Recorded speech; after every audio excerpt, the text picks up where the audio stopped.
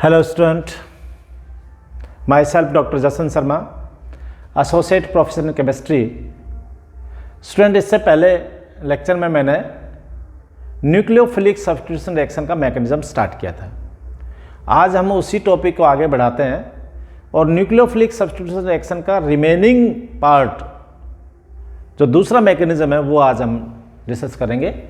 Student, nucleophilic substitution reaction specially in aryl halide, ये topic हम लेकर चल रहे थे। इससे पहले वाले लेक्चर में भी मैंने स्पेशली एराइल हैलाइड का ही मैकेनिज्म पढ़ाया था और हमने पढ़ा था एडिशन कम एलिमिनेशन। एडिशन कम एलिमिनेशन हमने ये मैकेनिज्म पढ़ लिया था। आज हम जो दूसरा टॉपिक लेने जा रहे हैं, सेकंड मैकेनिज्म है, वो है एलिमिनेशन कम एडिशन। एलिमिनेशन कम एडिशन, एलिमिनेशन पहले और उसके बाद एडिशन होगा। तो इस मैकेनिज्म को हम किस तरह समझे, क्या क्या स्टेप्स होंगे। इस मैकेनिज्म का दूसरा नाम है वो है बेंजाइन मैकेनिज्म।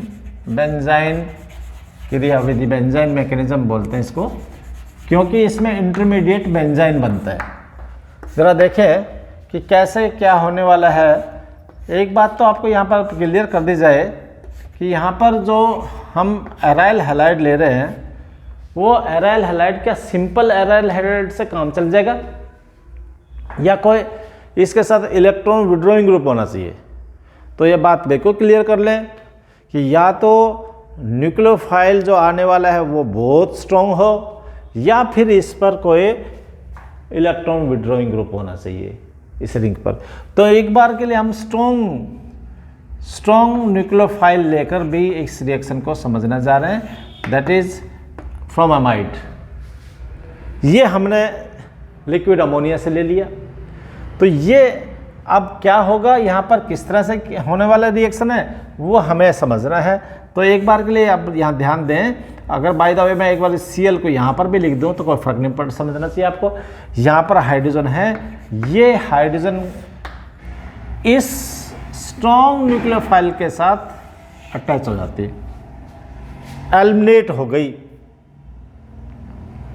ये एज ए प्रोटॉन यहाँ से पहुँच गया इसके पास, ये इसके द्वारा हुआ because this is strong nucleophile. तो इससे बना क्या है वो आप एक बार ध्यान से समझे ज़रा कि इससे क्या हुआ होगा। ये जो Cl है वो अटैच है ही और एज इट इज हमने यहाँ पर नेगेटिव चार्ज के साथ बना दिया और ये अमोनिया को हमने आउट कर दिया है। This is elimination step, elimination. ये हमने यहाँ पर समझ लिया है first step, that is elimination. अब एलिमिनेशन के साथ हम बात करेंगे एडिशन क्या होगा। तो यहाँ पर एलिमिनेशन होकर एडिशन हो, इसके लिए एक इम्पॉर्टेंट पॉइंट यहाँ पर और भी समझ जाएगा कि ये जो लोन पेयर हैं, ये नेगेटिव है, वो बॉन्ड के साथ है। देखो जरा, स्टेबिलिटी नहीं है इसमें। तो स्टेबिलिटी नहीं है तो ये जो इलेक्ट्रॉन है, ये इलेक्ट्रॉन इन कार्बन कार्बन के बीच शिफ्ट हो जाते हैं और Cl फिर वापस से नेगेटिव निकल गया। तो अगर अनदर एलिमिनेशन, तो इस तरह से दो बार एलिमिनेशन होकर और एक इंटरमीडिएट यहाँ पर बनने को आया है। That intermediate is very well known, this is benzene. इस बेंजाइन के लिए हम बात कर रहे थे कि ये इंटरमीडिएट बन रहा है। फिर वही बात आती है कि क्या स्टेबल है, तो हम कहेंगे ये स्टेबल नहीं है, ये स्टेबल नहीं है। क्या यहाँ पर एलिमिनेशन हो चुका, पहले वाला जो ग्रुप था न्यूक्लियोफाइल तक वो एलिमिनेट टोटली हो चुका है। अब बात आ रही है नेक्स्ट स्टेप की। ये तो स्टेप ऑफ फर्स्ट जिसमें एलिमिनेशन शो किया जा रहा है। सेकंड स्टेप जो स्टार्ट होगा वो होगा बेंजाइन से, बेंजाइन से। और ये आ रहा है जो अमोनिया यहाँ आउट हुई है वही अमोनिया यहाँ आकर अटैचमेंट ले रहा है, अमोनिया यहाँ आ रहा है, वही अमोनिया यहाँ पर आ रही है जो अभी अभी एमिट हुई है। तो इसमें अब यहाँ पर पॉइंट ये है कि ये बॉन्ड इधर शिफ्ट हो या इधर शिफ्ट हो, दिस इज वेरी इंपॉर्टेंट।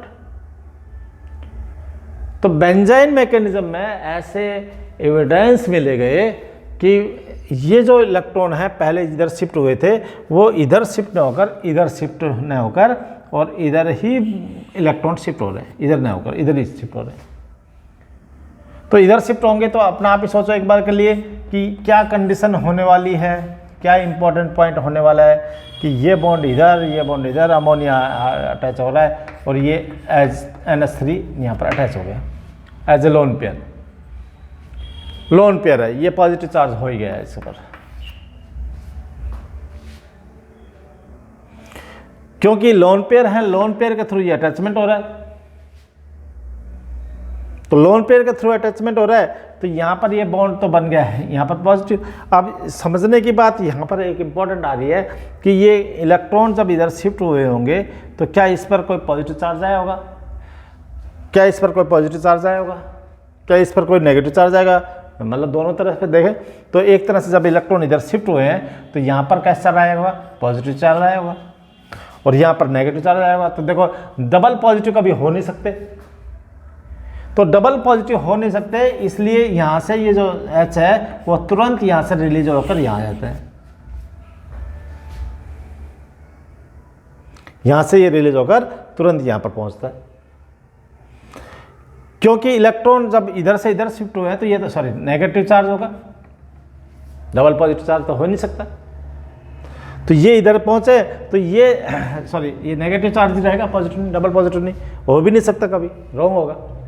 तो ये यहाँ पर इलेक्ट्रॉन इधर से इधर शिफ्ट हुए हैं तो कैसे चला होगा, नेगेटिव, और इसको हम एक बार के लिए हटा देते हैं। यहाँ पर पॉजिटिव चार्ज है तो पॉजिटिव चार्ज से अटैच होगा। और ये हमारे लिए एक इम्पॉर्टेंट पॉइंट निकल कर आया कि ये वाला इम्पोर्टेंट पॉइंट देखें जरा, NH2 यहाँ रह गया और H यहाँ पर अटैच हो चुका है।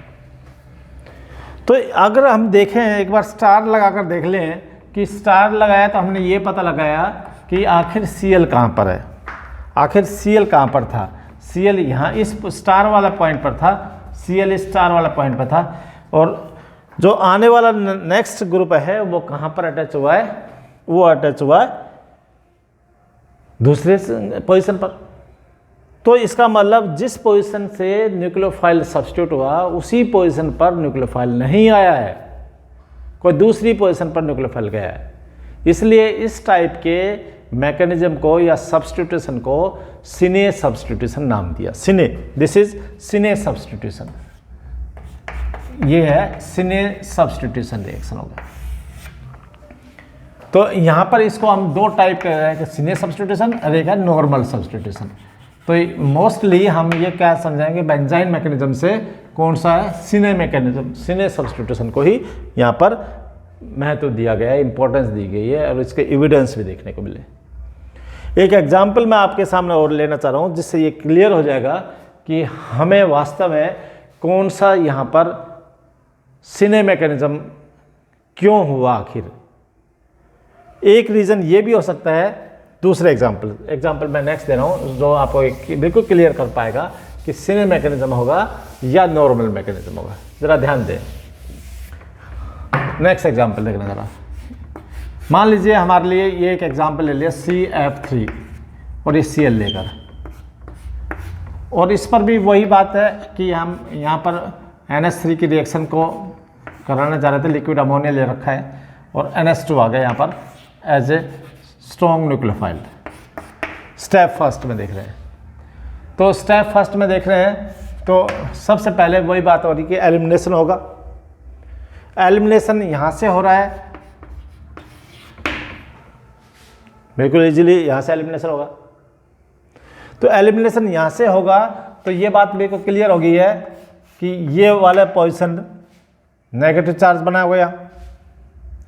तो नेगेटिव चार्ज बना तो यहाँ पर ये CF3 और ये बना दिया जाए, एज इट इज़ बनाया जाए, और ये नेगेटिव बन गया है और यहाँ पर माइनस अमोनिया हो चुकी है।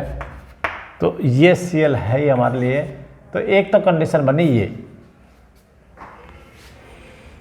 और एक कंडीशन बनती है ये, और इस कंडीशन को अगर हम इस हिसाब से देखें, दूसरी तरफ से देखते हैं कि हाइड्रोजन तो यहां पर भी है, हाइड्रोजन ये भी है और हाइड्रोजन ये भी है। तो यदि हम इस हाइड्रोजन को सब्स्टिट्यूट करें, देखो ये हाइड्रोजन की बात ये आती, तो ये भी हाइड्रोजन है, तो ये वाली कंडीशन देखें, देखना जरा, न्यूक्लियर वो की वो बात है, और ये कंडीशन बन जाए। Cl को अगर यहां पर न लेकर हम Cl की पोजीशन को बदल दें, Cl की पोजीशन यहां पर बना दी जाए, तो ये दो कंडीशन